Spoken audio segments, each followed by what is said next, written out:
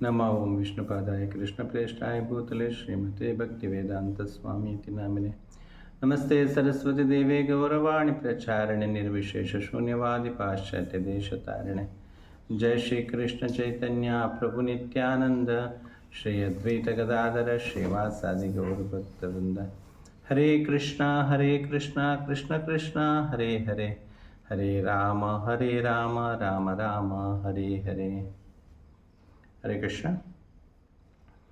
శ్రీరంగంలో మనము ఇంతకుముందు రాజగోపురం గురించి తెలుసుకున్నాము. సో చాలా గోపురాలు ఉంటాయి. మనం శ్రీరంగంకు చాలా అందంగా కనిపించేదేమంటే ఈ గోపురాలు చాలా బ్యూటిఫుల్గా ఉంటాయి. అన్ని చోట్ల నుంచి కనిపిస్తుంటాయి. మీరు ఎటు నుంచి వచ్చినా కానీ సౌత్ డైరెక్షన్ నుంచి రాని, లేకుండా తూర్పు నుంచి రాని, లేకుండా పడమర నుంచి రావాలి, లేకుండా ఉత్తర దిశ ఏ సైడ్ నుంచి మీరు రాని, మీకు అది చాలా బ్యూటీ అంటే ఈ గోపురాలు. మీకు శ్రీరంగంకి వచ్చిన ఒక ఆనందము కలుగుతుందంటే ఆ గోపురాల కింద ఉంటే చాలు, లేకుండా ఆ గోపురాలని చూస్తే చాలు, మనకు చాలా ఆనందం వస్తాయి. సో అట్లనే మనకు ఎందుకు ఇట్లా గోపురం అన్ని చోట్ల గోపురాలు ఉంటాయంటే వైకుంఠంలో ఆ విధంగా ఉంటుందంట. పెద్ద పెద్ద శిఖరాలు మనకది అదే వైకుంఠం ఈ లోకంలో ఉంది కాబట్టి మనకది మన భౌతిక దృష్టికి అది ఒక సామాన్య ఏదో సిమెంట్ తోటియో లేకుండా రాళ్ళతోటో అట్లా కట్టినట్టు కనిపిస్తుంది, కానీ మన కళ్ళకి మాత్రమే. కానీ ఎవరైతే భగవంతుని యొక్క ప్రీతి పొందిన వాళ్ళు, భక్తి నిష్ఠ శ్రద్ధలు ఉండేవాళ్ళు, వాళ్ళకి కనిపించే లోకం ఆ శ్రీరంగం మనకు కనపడవు. ఎందుకని కర్ణాటకలో ఒక ఆచార్య చెప్తున్నాడు, ಇಷ್ಟು ದಿನ ಈ ವೈಕುಂಠ ಎಷ್ಟು ದೂರವೋ ಎನ್ನುತ್ತಲಿದೆ, దృష్టిಯಿಂದಲೇ ನಾನು ಕಂಡೆ సృష్టి దేశనే శ్రీరంగశాయి. అరే నేను వైకుంఠం అంటే అది ఎప్పుడు ఉంటుందప్ప, అది ఎప్పుడు వెళ్తాము, ఎప్పుడు చూస్తాము, అది మనకు ఆ భాగ్యం ఉంటుందా లేదా అట్లా అనుకున్నాను. కానీ అన్ని లక్షల యోజనలు ఉండే అంత దూరంలో ఉండే వైకుంఠము మనకు దగ్గరనే ఉందని నేను ఇప్పుడు తెలుసుకున్నాను. ఇಷ್ಟು ದಿನ ఈ వైకుంఠ ಎಷ್ಟು దూరమో, అది ఎంత దూరం ఉందేమో అనుకున్నాను, కానీ నా ఒక్క కళ్ళ ద్వారా చూసాను నేను అంటున్నాడు ఆయన. ఆచార్యులు కదా, వాళ్ళు ఎప్పుడు అబద్ధం చెప్పరు, నిజం చెప్తారు వాళ్ళు. దృష్టిಯಿಂದಲೇ ನಾನು ಕಂಡೆ సృష్టి దేశనే శ్రీరంగశాయి. ఆ రంగనాథ స్వామి ఉన్నాడు వైకుంఠకు అధిపతి, ఆయన నేను ఇక్కడే చూశాను అంటున్నాడు. తర్వాత అంటున్నాడు వజ్ర వైడూర్యాల తొలగల కంటే ఈ ఒక్కొక్క గోపురం ఉంది కదా, ఇది మామూలు సిమెంట్ తోటి చేయలేదు అంటున్నాడు. వజ్ర వైడూర్యత తొలగల కంటే మీకు తెలుస్తుంది కదా, వజ్రము వైడూర్యం ఒక దాంతో ఇది చెక్కి నిర్మాణం చేసినారు ఈ గోపురాలు. అంతేకాకుండా బ్రహ్మాజీని నేను చూశాను అంటున్నాడు. బ్రహ్మాజీ వచ్చి దర్శనం చేసుకుంటున్నాను ఆయన్ని, శివుడు చూస్తున్నాడు ఆయన దర్శనం చేసుకోవడానికి అని చెప్పేసి, రంభ ఊర్వశి వీళ్ళంతా వచ్చి దర్శనం చేసుకుంటున్నారు. భాగవతర సమ్మేళవ కండే గొప్ప గొప్ప భాగవతులంతా ఉన్నారు కదా, ధ్రువుడు, ప్రహ్లాద్ మహారాజ్, ఇటువంటి ముచ్చుకుంద, వీళ్ళంతా గొప్ప గొప్ప భాగవతులు వాళ్ళొచ్చి స్వామిని ప్రతిరోజు దర్శనం చేసుకుంటున్నారు. అంత గొప్ప ప్లేస్ ఇది శ్రీరంగం అని చెప్పేసి వాళ్ళు అంటున్నారు. అంటే భగవంతుడు దయ వల్ల మనకు ఆ విధంగా కనిపించలేకపోతే కూడా మన దృష్టికి మనకుండే ప్రాపంచిక వ్యామోహకు మనకు సామాన్య గోపురంలా కనిపించినా కూడా మనకు అది ఎంతో తృప్తిని ఇవ్వగలుగుతుంది. ఎందుకంటే దాంట్లో ఏమంటారు ఆధ్యాత్మిక శక్తి దాంట్లో ఉంది. అట్లా మీకు రాజగోపురం మనం ఫ్రంట్ కనిపించేది అంటే మీరు సౌత్ డైరెక్షన్ మెయిన్ ఎంట్రన్స్ అదే, సౌత్ దక్షిణ వైపుకి వస్తే ఫస్ట్ రాజగోపురం కనిపిస్తుంటుంది. అది మీరు తూర్పులో ఈస్ట్ సైడ్ నుంచి పోతే మీకు కనిపించేది వైట్ గోపురం కనిపిస్తుంటుంది. వైట్ గోపురం దాటిన తర్వాత ఇంకా లోపలికి వెళ్తాం మనము. 1000 పిల్లర్స్ మంటపం ఒక సైడ్ పోతే శ్రీ రామానుజుల సన్నిధి, మళ్ళీ అక్కడ ఒక రాముల వారి మందిరం కూడా ఉంది, పిడ్డిలో ఒక ఆచార్య గుడి ఉంది, అట్లా మనకు కనిపిస్తుంటుంది. అట్లా ఈ వెళ్ళే గోపురం ఇది మనము ఈరోజు తెలుసుకుందాం. వెళ్ళే గోపురం ఈ అన్ని గోపురము మనకు వేరే వేరే రంగులు ఉంటాయి. ఇక్కడ ఒక గోపురంకు వెళ్ళే గోపురం అంటే తమిళ భాషలో వెళ్ళే అంటే తెలుపు. ఈ ఒక గోపురానికి మాత్రమే తెల్ల రంగులో ఉంటుందన్నమాట. మిగిలిన మీకు 21 గోపురాలు మీకు కనిపిస్తాయి. అయితే ఈ ఒక్క గోపురం మీకు తెల్ల రంగులో కనిపిస్తున్నాయి. సో ఆ గోపురం గురించి మనము ఈరోజు తెలుసుకుందాం. ఎందుకంటే మనం అందరికి ఒక డౌట్ వస్తుంది. ఎందుకు అన్ని గోపురాలకు కలర్‌గా పెయింట్ ఏసినప్పుడు ఈ ఒక్క గోపురానికి మాత్రం ఎందుకు తెల్ల రంగు ఏసినారు? అదొక డౌట్ అందరికొస్తుంది. సో దాని వెనకాల ఉండే లీల, దాని వెనకాల రంగనాథుడు ప్రకటించిన తన భక్త వాత్సల్యము అదంతా మనము ఈరోజు ప్రవచనంలో తెలుసుకుందాం. సో ఎప్పుడైనా కానీ ఏ కాలంలో కానీ, సత్యయుగం కానీ, ద్వాపరం కానీ, త్రేతాయుగం కానీ, కలియుగం కానీ, ప్రతి ఒక్క కాలంలో కూడా ఈ భక్తి చేసినప్పుడు భక్తికి ఒక విరోధంగా శక్తులు ఎప్పుడు ఉంటాయి. అదే లేని ఒక కాలం అనేది లేదు. కృష్ణుడు అవతారం తీసుకున్నప్పుడు కంసుడు, మిగిలిన రాక్షసులు ఎన్నో ఇబ్బందులు పెట్టినారు. అట్లా ఏ యుగంలో మీరు తీసుకున్నా కానీ ఎవరో ఒక ఈ దైవిక శక్తికి ఒక విరుద్ధమైన శక్తి ఉంటుంది. అప్పుడు దాంట్లో ఒక మచ్చ ఉంటుంది. ఏ స్మూత్గా పోతా ఉంటే ఏం అనపడదు. దాంట్లో ఒక ఛాలెంజ్ లేకుండా ఏదో ఒక కాంపిటీషన్ ఏదో వచ్చినప్పుడే అది ఇంకా ఎక్కువగా ప్రకటమవుతుంది దాని యొక్క గొప్పతనం. అట్లా ఈ విధంగా మనము చూసినప్పుడు ఈ మందిరానికి ఎన్నోసారి ఈ అల్లావుద్దీన్ ఖిల్జీ, మలిక్ కఫూర్ ఇట్లాంటి దుర్మార్గులు చాలాసారి వాళ్ళ ఒక దౌర్జన్యాన్ని చూపించినారు. చాలా మందిరంలో వాళ్ళ ఒక దౌర్జన్యంకు ప్రతీక ఇంకా ఉన్నాయి. ఇక్కడ మీరు ఈ వెళ్ళ గోపురం నుంచి లోపల వస్తే ఆ శేషరాయ మంటపం అని ఉంటుంది. మంచి అందమైన శిల్పకళలు అక్కడ చూడవచ్చు. అక్కడ మీరు చూస్తే వాళ్ళతో ఒక దౌర్జన్యంతో కొన్ని గుర్తులు ఉన్నాయి. గుర్రంతో కాలంతా కట్ చేసి పెట్టింది. అంటే ఈ శిల్పాలు అంత అందంగా దాన్ని ఎట్లా మైనస్ ఒప్పుతుందో తెలియదు. అది ఎంత కష్టపడ్డారో దాన్ని తీయడానికి కూడా అంత. ఇంకా కొన్ని ఆ గుర్రాలతో కాలంతా పగలగొట్టేసి మిగిలిన శిల్పాలని ఏది కొద్దిగా డ్యామేజ్ వాళ్ళ లెవెల్ బెస్ట్ చేసినారు. అని భగవంతుడి యొక్క శక్తి వల్ల ఎక్కువ లెవెల్ కుదరలేదు, అట్లా వెళ్ళిపోయినారు. అట్లా మనం అక్కడ అది కూడా చూడొచ్చు అన్నమాట. అట్లా ఈ రకరకాల వేరే కాలంలో వచ్చినప్పుడు వాళ్ళు వేరే రకంగా ఆక్రమణ చేసినారు. ఒకసారి ఆక్రమణ చేసినప్పుడు ఒట్టి భగవంతుడు బంగారమే, ఈ వజ్ర వైడూర్యాలు, నవరత్నాలు, ఆయన యొక్క బంగార ఉండే పాత్రలు ఇదంతా శ్రీరంగం నుంచి 8 కిలోమీటర్ వరకు ఎద్దుల బండిలో సాగించినారన్నమాట. అంటే మీరు అర్థం చేసుకోండి ఎంత ఎత్తుకొని పోయినారని చెప్పేసి. అంత దూరం వరకు ఒట్టి భగవంతుడితో నగలు, ఆభరణాలు, తర్వాత పాత్రలు అదంతా ఎత్తుకొని పోయినారు. భగవంతుడికి ఏముంది మళ్ళీ తీసుకో, అదొక చిన్నపిల్లలకి ఆడుకోవడానికి ఇచ్చినట్టు ఉంది. కానీ పాపం అనేది ఉంటాయి. ఏదైనా భగవంతుడి సొమ్ము ఎప్పుడు ఎవరు ఆశించకూడదు. అది భగవంతుడికి ఎవరో భక్తులు, గొప్ప భక్తులు వాళ్ళే ఎంత ప్రేమంతో చేసి ఉంటారు, ఎంత ప్రేమంతో ఇచ్చి ఉంటారో దానికి మనం ఎప్పుడు ఆశపడకూడదు అనమాట. అది పెద్ద పాపం అది. సో అట్లా వేరే విధంగా ఇంకా వాళ్ళకు ఏదో విధంగా గుడిని డ్యామేజ్ చేయాలా, ఏదో ఒక విధంగా దీనికి అన్యాయం చేయాలా అని చెప్పేసి ఎంతో ఆతరతోటి వచ్చి ఉంటారు. సో భగవంతుడు కూడా మనం చూడొచ్చు. కృష్ణ అవతారం తీసుకున్నప్పుడు కూడా ఎన్నో జరాసంధని 17 సారి ఆయన ఓడిపించినా కానీ ఒక్కోసారి వదిలేస్తాడు. సర్లే రాని చూస్తాం. ఆయనకు ఆనందపడి, ఎందుకంటే చాలా ప్రయత్నం చేసినప్పుడు ఒక్కోసారి వాళ్ళు కూడా విజయం ఇవ్వాలనుకున్నాడు. ఏముంది, మన చేతులు ఉంది కదా, మళ్ళీ మనం ఏమైనా చేసుకోవచ్చు అనే ధైర్యం ఆయనకుంటుంది. అయితే ఆ సిచ్యువేషన్ మనం భయపడిపోతాం, మరి ఏమైపోతుందని చెప్పేసి. అట్లా ఒక్కసారి ఆక్రమణం చేసినప్పుడు ఏం చేస్తున్నారంటే ఈ మూలమూర్తి అంటే ఇక్కడ మనము పెరియ పెరుమాళ్ అంటాం, తమిళనాడులో పెరియ పెరుమాళ్ అంటాం. రంగనాథ స్వామిని పెద్ద పండుకొని ఉంటాడు ఆదిశేషుడి పైన అని పెరియ పెరుమాళ్ అంటాము. ఉత్సవమూర్తి నంపెరుమాళ్ అంటాము.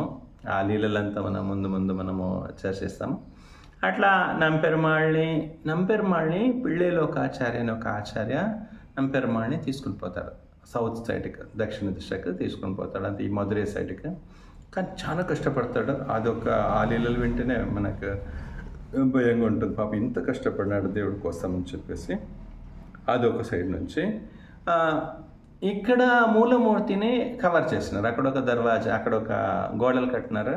స్వామి ఎక్కడ ఉన్నాడని చెప్పేసి ఎవరికి అర్థం కాలే. అప్పుడు ఉల్లుగ్ ఖాన్ అని చెప్పేసి ఆ ఒక్క వ్యక్తి దౌర్జన్యం చేయడానికి వచ్చినాడు. అయితే వాళ్ళ ఈ మూల విగ్రహం కనపడట్లే. ఎక్కడుంది వీళ్ళ గుడి ఎక్కడ? అన్ని చోట్ల డోర్లు ఉన్నాయి, అన్ని చోట్ల గోపురాలు ఉన్నాయి. ఏది మెయిన్ ఎంట్రన్స్? ఎక్కడ ఎంటర్ అవ్వాలా, ఎక్కడ బయటకు రావాలని గుడి నుంచి 156 ఎకరాల గుడి. మనకు అర్థం కాదు. ఎక్కడ కొత్తగా వచ్చే వాళ్ళకి ఏ దారి ఎక్కడికి వెళ్తుంది, ఎక్కడి నుంచి ఎక్కడికి వెళ్ళాలో అర్థమే కాదు. అక్కడెక్కడ అడుగుతుంటారు, ఇది ఏ గోపురం, అది ఏ గోపురం అని. లోకల్ అడిగితే రెగ్యులర్ వచ్చే వాళ్ళకి తెలిసి ఉంటుంది, కానీ లేకుండా కొద్దిగా చాలామంది కన్ఫ్యూజ్ అయిపోతారు. మనం ఏ గోపురంలో వచ్చినాము, మనం ఏ గోపురంలో బయటకు వచ్చినాము అని చెప్పేసి ఒక గోపురం నుంచి ఎంటర్ అవుతారు, ఇంకో గోపురం నుంచి బయటకు వచ్చేసరే మనం ఇక్కడ నుంచి కాదే వచ్చిందని చెప్పేసి మళ్ళీ లోపలికి వెళ్తారు. అంత పెద్ద గుడి భగవంతుడికి ఉండాలి.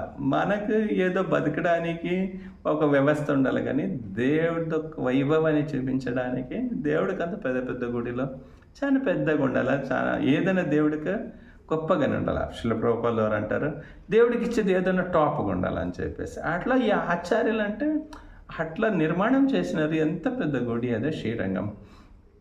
అట్లా ఆయనకు అర్థం కాలే, ఎక్కడుంది మీ గుడి, ఎక్కడుంది మీ దేవుడు, ఎక్కడున్నాడు చూపియమని చెప్పేసి చాలా ఆలోచిస్తున్నాడు. సో ఎట్టో ఒకటి మోసం చేయాలా, వీడికి మా దేవుడు దొరకకూడదు అని చెప్పేసి భగవత్ ప్రేరణ అనుకోవాలా. ఒక మాతాజీ, ఆమె పేరు వెళ్ళే అమ్మాడు. వెళ్ళే అంటే నేను ముందే చెప్పాను కదా, వైట్. మనం తెలుపు అనే రంగుని తమిళ భాషలో వెళ్ళే అంటారు. ఆమె పేరు వెళ్ళే అమ్మాడు. ఆమె ఏం చేసింది, నేను చెప్పిస్తాను రా అని చెప్పేసి తీసుకొని పోతుంది. ఇంకా దుర్మార్గుల యొక్క సహజ స్వభావము ఈ స్త్రీకి ఆకర్షితుడైపోయి సరే రా అని చెప్పేసి ఇంకా ఆమె ఒక మాట చెప్తే ఆయన వెనకాల ఆయన కూడా ముస్లిం ఆ ఉల్లుగ్ ఖాన్ కూడా వెళ్తాడు. ఈ వైట్ గోపురానికి, ప్రతి గోపురానికి లోపల నుంచి దారి ఉంటాయి. కొన్ని సందర్భంలో మనకు అవకాశం ఉంటుంది లోపల పోవడానికి, మ్యాక్సిమంగా ఉండదు. ఈ కుంభాభిషేకం అటువంటిది అంతా చేసినప్పుడు అలా చేస్తారు. కొన్నిసార్లు స్టెప్స్ ఉంటాయి, మామూలు స్టెప్స్ ఉంటాయి, మంచిగా లోపల పోవడానికి అవుతాయి, ప్రాబ్లం లేకుండా లోపల తిరగడానికి అవుతాయి, పైకి వరకు పోవచ్చు అన్నమాట. అట్లా ఈ పైకి వరకు తీసుకొని పోయేసి అక్కడ నుంచి చూసినప్పుడు మనకు రంగనాథుడు అంటే ఆ బంగారు విమానం కనిపిస్తుంటుంది. అది చూడడం చాలా గొప్ప విమానం. దాని గురించి కూడా మనం ఎప్పుడైనా చర్చించుకుంటాం.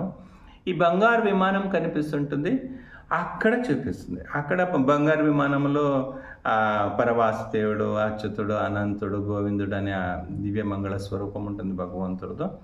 దాన్ని చూపిస్తూ దాదా చూడు అక్కడే కింద ఉంటాడని చెప్పేసి ఈయన ఎక్కడెక్కడ కరెక్ట్గా చూపిమని ఆయన కొద్దిగా కాన్సన్ట్రేషన్ తోటి, ఏకాగ్ర చిత్తంతో చూస్తూ ఉంటే వెనకాల నుంచి ఒక తన్నేసింది ఈ వెళ్ళే అమ్మాడు. ఇంకా దీంతో ఆయన కింద పడిపోయినాడు. కింద పడిపోయి పచ్చడైపోయినాడు. ఏం గుర్తు, అంత హైట్ ఉండి గోపురము, అక్కడ నుంచి కింద పడితే ఏం దొరుకుతాయి, ఏంలే. ఇంకా భగవంతుడు చాలా ప్రసన్నమైనాడు యాక్చువల్గా ఆమెతోటి. ఆమె చేసింది అది అపరాధం కాదు. సో చాలా ప్రసన్నమైనాడు. అయితే ఆమె భయపడిపోయిందంటే తన ప్రాణభయం కాదు, తను ఒక మంచి పని చేసానని చెప్పి ఒక లోపల నుంచి ఒక తృప్తి ఉంది. కానీ ఇప్పుడు మేము కింద పోతే మాత్రం వీళ్ళు నరికి పడేస్తారు. ఇప్పుడు ఎంతనే కానీ ఇంకా చావు ఖచ్చితం అనమాట. ఎందుకంటే వాళ్ళు ఎంతోమందిని అడిగినారు, ఎక్కడ మీ మూల స్వరూపము, మీ రంగనాథ స్వామి ఎక్కడ ఉంటాడంటే శిరఛేదనం జరిగిన కానీ ఒక్కడు నోరిప్పలేదంటే వాళ్ళ ఒక భగవత్ ప్రేమం అనేది ఎంత బలంగా ఉంది మనము తెలుసుకోవచ్చు అనమాట. అది ఎవరు నోరిప్పలేదు ఆ సమయంలో. మనం శ్రీరంగంలో ఏమేమి జరిగిందని చెప్పేసి ప్రభుపాదుల వారు కూడా మధ్యలీలలో చైతన్య చరితామృతాలు కొన్ని చోట లైట్గా ఎక్స్ప్లెయిన్ చేసినారు. అట్లా ఎవరు నోరిప్పలేదు ఏం జరిగింది ఇది ఆ సమయంలో. తాను ఒక ధైర్యం తీసుకునేసి ఇట్లాంటిది ఒక పని చేసింది, కానీ లోపల భయం ఉంది. ఎందుకంటే కింద వాళ్ళు పెద్ద సైన్యం ఉంది కింద. అయితే మన బెంగాల్ అంటారు, రాకే కృష్ణ మారేకే, మారే కృష్ణ రాకేకే. దేవుడు నిన్ను రక్షించాలనుకుంటే నిన్ను ఎవరు చెప్పగలుగుతారు? దేవుడు నిన్ను చంపాలనుకుంటే నిన్ను ఎవరు రక్షించగలుగుతారు? అంత పెద్ద సైన్యం ఉంది కిందకు దిగిందంటే నరకేస్తారో, చిత్రహింసలు చేస్తారో, వాళ్ళొక దుర్మార్గ ప్రవృత్తికి వాళ్ళు ఏమైనా చేయొచ్చు. సో వీళ్ళ చేతులు చనిపోయిన రంగనాథ్ని తలుచుకునేసి ఆత్మహత్య చేయడమే మేలని చెప్పేసి ఆ పైన గోపురం నుంచి దూకుతుందామె. దూకితే మా రంగనాథ్ పోయి ఆమెని గట్టిగా పట్టుకునేసి తన భక్త వాత్సల్యాన్ని నిరూపిస్తాడు.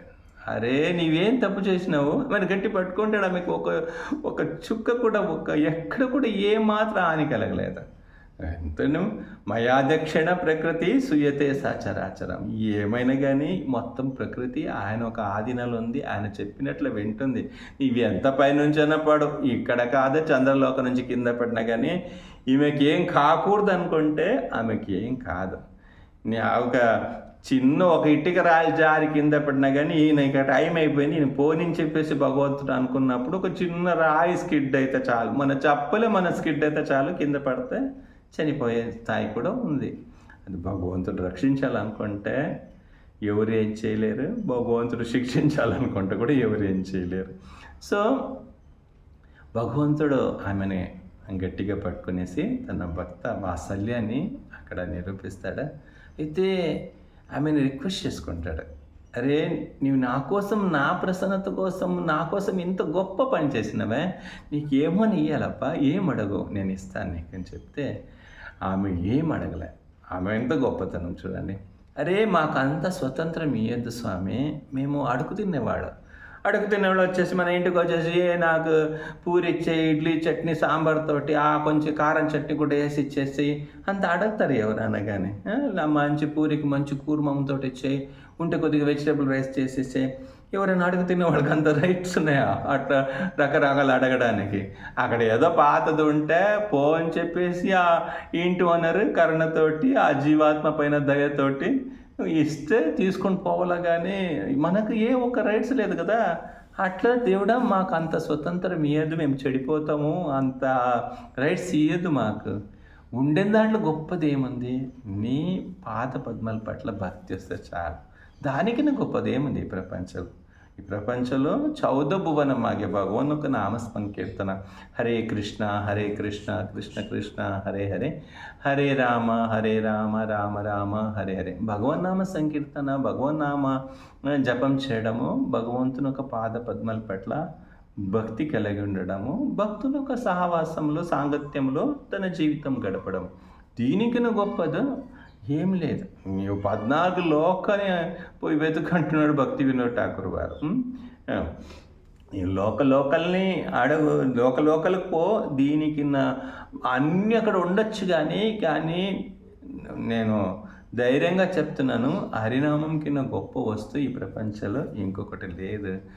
భగవంతుని యొక్క శ్రీకృష్ణుని ఒక పాద పద్మల పట్ల భక్తి కలగడము, దానికి ఒక సౌభాగ్యం ఇంకొకటి లేదు. అయితే ఆమె ఏం అడగలేదు, మాకు కావలసింది ఏదబ్బా, నీ పాద పద్మల పట్ల భక్తి. నా మనసు ఎప్పుడు నీ పాద పద్మల కాడ వచ్చే చాలు, నీ భక్తులకు సేవ చేసే భాగ్యం దొరుకుతూ చాలు, నీకు సేవ చేసే భాగ్యం దొరుకుతూ చాలు, నాకు ఇంకేం అవసరం లేదని చెప్పేసి అయితే భగవంతుడు ఏదో ఒకటి అడగప్ప, అది ఇస్తాను.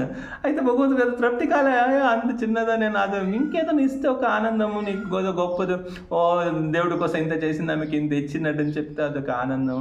ఇది ఏమిది, ఇది నేను సహజంగానే నేను ఇస్తాను, అందరికి ఇస్తాను, నేను నా భక్తులు ఆశపడేది ఇది కరెక్ట్, అది ఇస్తాను. అది కాకుండా వేరేదని అడుగుతుంటే ఆమె అడగలే, ఏం తీసుకోలేదు. సరే నీకు అంతా ఇవ్వాలనుకుంటే నేను శరీరం వదిలేసిన తర్వాత నా ఒక అంత్య సంస్కారము మీ యొక్క ఈ వంటశాలలో ఉండే ఆ మంటతోటి, అంటే అక్కడ నుంచి మంట తీసుకుని వచ్చేసి నా యొక్క ఈ శరీరం ఒక కాల్చేస్తే చాలు, దీనికి అంత్య సంస్కారం చేస్తే చాలు, నీ యొక్క వంటశాలలో ఆడే ఒక అగ్ని నా ఒక చిత్తక స్పర్శిస్తే అదొక భాగ్యం అనుకుంటున్నాను అని చెప్తే భగవంతుడు తథాస్తు అన్నాడు.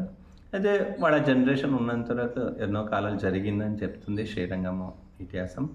అయితే మళ్ళీ అది ఇప్పుడు వాళ్ళ ఆ పీಳಿಗೆ ఇప్పుడు లేదు, ఆ ఒక జనరేషన్ ఇప్పుడు లేదు. కాబట్టి ఇది అట్లా కంటిన్యూ ఏం కాలే. కానీ ఆమె గుర్తు ఇప్పుడు కూడా ఉంది శ్రీరంగంలో. మనం ఎప్పుడైనా గుడికి పోయినప్పుడు అట్లా మనము దాన్ని ఆలోచించాం. అరే! ఇది ఇంత పెద్ద గుడి, ఇంత విశాలంగా ఉంది, ఇంత మనకు తెలుసు ఒక చిన్న ఇల్లు కట్టాలంటే, చిన్న ఒక రూమ్ కట్టాలంటే మనం ఎంత కష్టపడతామో. అంత పెద్ద గుడి ఎంతమంది దానిలో కష్టపడి ఉంటారు. ఆ కాలంలో మనం అనుకున్నంత ఫెసిలిటీ లేనప్పుడు. అయితే వాళ్ళ త్యాగాన్ని ఒక్కొక్క చోట మనము వాళ్ళ పట్టిన శ్రమాల్ని కానీ ఎప్పుడు మర్చిపోకూడదు. దేవుడి కోసము మనం దాని నుంచి ఆ ప్రేరణ తీసుకోవాలా. మనము ఆ ఒక వాళ్ళు కష్టపడిన విధానం ఎంత ఉండొచ్చు. మనం కూడా దాన్ని కొద్దిగా మనము మనసులో అనుకోవాలి. ఒక కృతజ్ఞత భావన ఉండాలి. మనకి ఇప్పుడు ప్రశాంతత కావాలని చెప్పేసి మనం గుడికి పరిగెత్తాము, దర్శనం చేసుకుంటాము, వస్తాము, అక్కడ కూర్చుంటాం. అరే దీని వెనకాల ఎవరెవరు ఎంత కష్టపడినారు. వాళ్ళు ఆ రోజు అంత కష్టపడడం వల్ల కదా మనం ఈరోజు ప్రశాంతంగా ఉన్నాం. సో మనం కూడా భగవంతుడికి ఏదో ఒకటి చేయాలా. మనం కొద్దిగా కష్టపడితే మనకు ముందే ఇంకా ముందు వచ్చేవాడు వాళ్ళు కూడా ప్రశాంతంగా బతకచ్చు కదా అని చెప్పేసి మనకు కూడా భగవంతునికి భక్తి చేయాలా, భగవంతుడి కోసం ఏదో ఒకటి చేయాలని చెప్పేసి ఆశ ఆకాంక్షలు మనకు కూడా ఉండాలా. సో అందువల్ల ఆ ఒక్క గోపురానికి ఆమెది ఒక పేరు గుర్తుపెట్టుకోవడానికి కోసము ఆమె చేసిన త్యాగం అందరూ తెలుసుకోవాలని చెప్పేసి ఆ ఒక్క గోపురానికి ఆమె పేరు వెళ్ళేయమ్మ. అంటే చెప్పేప్పుడు ఆమె సగం పేరు వస్తుంది. మనం తమిళ్లో ఏమంటాము, వెళ్ళే గోపురం వెళ్ళే గోపురం వెళ్ళే గోపురం అంటాం. ఎవరైనా అడిగితే అది గుర్తు చేయడానికి చాలా ఈజీ. ఎందుకంటే అది ఒక్కటే వైట్గా ఉండేది కాబట్టి మేము వెళ్ళే గోపురం కూడా ఉన్నాము అంటే మేము తెల్ల గోపురం కూడా ఉన్నాము. అయితే వెళ్ళే గోపురం అని చెప్పినప్పుడు ఆ వెళ్ళే అమ్మ అనే ఒక పేరు కొద్దిగా అక్కడ వస్తుంది కాబట్టి దాన్ని వెళ్ళే గోపురం అంటారు. శ్రీ వెళ్ళే గోపురం కీ జై, శ్రీ వెళ్ళే అమ్మాళ్ కీ జై.